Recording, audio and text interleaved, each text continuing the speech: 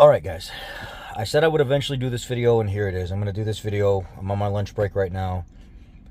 I had a gentleman reach out to me recently and say, hey, my front axle disconnect actuator it's going out on my Ford Explorer, my 2020 and above Ford Explorer, and it's sending axle clutch codes and stuff like that, and I want to replace it and update it to the new one.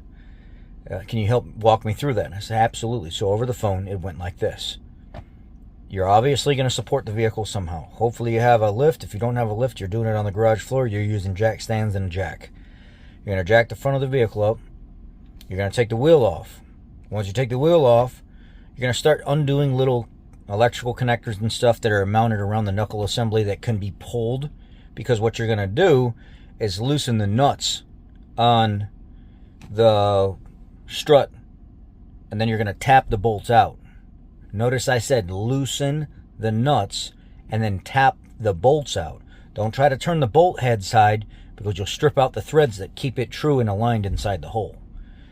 Then you take a hammer and tap them out the other way. Once they come out and you've got the axle nut off, which I don't remember what size it is. It's like a 32 or a 36 millimeter, something like that. It's somewhere in there. Once you've got the axle nut off and you've got the wires and stuff kind of disconnected so it has room to play, you've got the strut bolts out that go to the knuckle, you're going to kind of pull the knuckle back out of the way. And you're going to pull CV axle out of the vehicle completely. You're going to kind of pull it back through, angle it, pull it around the knuckle. It's going to be a little bit of a bear. Get the CV axle out of there, and then you're going to see the part that it goes into is still in the oil pan of the engine, which that's the new design on the 2020 and above Explorer. It's a pass-through design that goes to a little mini gearbox on the other side of the oil pan that goes back to the main transfer case next to the transmission on the passenger side. Once all that's done and you're at the axle disconnect, now the fun begins. You're going to need a couple pieces of wood and a floor jack. You're going to find the front of the oil pan somewhere, or a nice secure spot that you know is not going to damage anything, on the front of the engine somewhere. And I always think I put 2 blocks of wood right underneath the front very section of the oil pan, not out in the middle where it's weak, but up at the edge in the front. And then I'd put a little bit of pressure on it to start, and then I would loosen the nut that goes to the motor mount on the driver's side. It's a 24 millimeter nut. It pops down. So once that 24 millimeter nut, you can get it off, what you're going to do is you're going to put a little pressure on that jack, and you're going to jack the jack up. Once the jack comes up, you're going to see that bolt, or that gap between where the mount goes into the subframe. It's going to get wider and wider and wider, and once it gets to about 1.5 inches-ish, you at that point stop. It doesn't need to come completely out. Then you're going to need some long extensions, like a couple 3/8 drive 12-inch extensions, and you're going to need a 15 millimeter wobble socket, the one that wobbles around and pivots around. And what you're going to do is you're going to take that wobble socket and you're going to use that to take the 4 motor mount bolts out of the motor mount. You can go on an angle and the wobble socket will go right on them. It's going to be a little bit of a bear, but you can do it. You're going to go ahead and unscrew those 4 15 millimeter bolts from that motor mount, and now that motor mount is going to be kind of loose. You're going to take a pry bar and put it on the front side of the motor mount, and you're going to pry it back out of the way. You pry it back out of the way, and pry it back past the casting molding, and that casting molding will actually hold that motor mount there, so you don't have to worry about it coming back forward on you. That exposes that bolt that goes through the front axle disconnect. Then you can get in there with a 3/8 drive or a 1/4 inch drive 13 millimeter wobble socket, and you can take the 3 13 millimeter bolts from the front axle disconnect out of there. Now there's a vent line that needs to come out, and there's an electrical connector that needs to come off of there. And then you're going to slide that front axle disconnect right out of that housing. You're going to clock it a little bit, slide it out, turn it a little bit, slide it out. You're going to have to finagle it, but it will come straight out of there. You're going to lose a little bit of fluid. You're going to lose 1/4 cup or something. Not a big deal. Put some towels or something under it. You're not going to lose a ton of fluid. So once you get that out of there, you can either replace the O-ring that's on it, because they have updated O-rings for it now, and put it back in there if you don't have clutch failure, or they make a new part that replaces it. If you get the new part that replaces it, it's just a bearing type assembly. It doesn't have all the clutches and stuff in it anymore.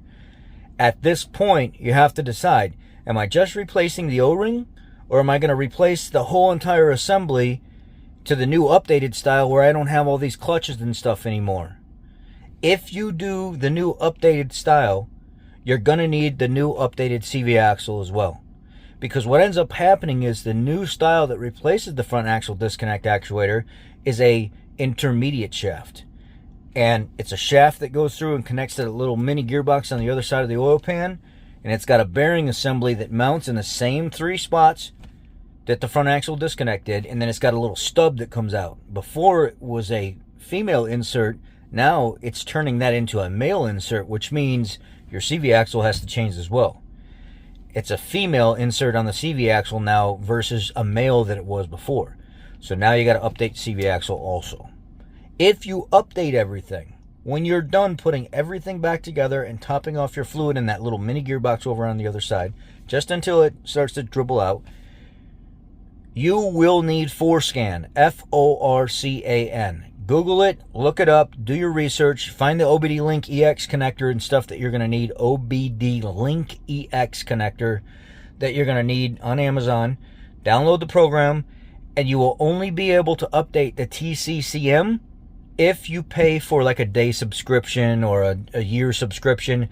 There is free subscriptions, but they don't open that to everybody. They're not going to allow you to do certain programming and stuff unless you do pay something for a day, or and it's not even that expensive. It might be like $10 or $15, $20 or something like that. When you go into the TCCM in the Forscan program, you'll go through reprogramming the TCCM, and it will ask you a question. Have you updated and changed this? And you're going to say yes to that stuff. Like, this is the reason why you're here. You have updated it. This is what you're doing. And it will reprogram the transfer case control module to stop looking for a clutch connection on the front axle disconnect actuator, because you've updated it to a bearing style and there is no more clutch. So it reprograms the transfer case control module to not try to control that front clutch system anymore. And basically what you're going to do is you're going to clip those wires and deadhead them with some shrink wrap. Or what I did is I would take the connector, fill it full of silicone so nothing could get in there, fill the back full of silicone so nothing could get in there, and then once it dried, I would wrap it with some cloth tape or electrical tape, whatever you want. Most people, they just cut the wires and they deadhead each one of them and they just shrink wrap them until it seals up, and that's it. And then you put your vent line. You'll no longer need your vent line if you go to the new style, because it doesn't need to be vented anymore. If you're putting the same style back in there, or you're just replacing the O-ring, then it's all pretty much clean cut and dry. That's how you do the job. It's literally that easy. And we were getting 5.5 to like 7.5 hours to do it. The first time I ever did it, I came up with my own way to do it because I really didn't know how. And I was like, man, there's got to be an easier way than dropping this whole subframe and pulling the catalytic converters and stuff out of there. There's no way this needs to be this way. Sure enough, I was done in about 1 hour and 20 minutes. Now I can do them probably in about 45 minutes. It'd be done. But they say it's a 5.5 to like a 7-hour job, depending on what route you go, how you want to do it. Anyway, for those of you that have been asking a lot lately on how you do that job, that should give you enough information to be dangerous, to start and feel comfortable, or try to figure out if you have the ability to do it or not. I've said everything that I need to say in this video, and I would prefer to not answer questions about things that I've already said. Forscan is the program that I use to program. Forscan. Google it. Their site will come up. You'll download it. You'll go through their process. They'll tell you what type of operating system and stuff you need to download their software. And then I go on Amazon and I find the OBD Link EX USB to OBD connector dongle. This tether that goes in between the two. And then I do the job, and I use ForeScan to go in there and reprogram the TCCM if I put the new part in.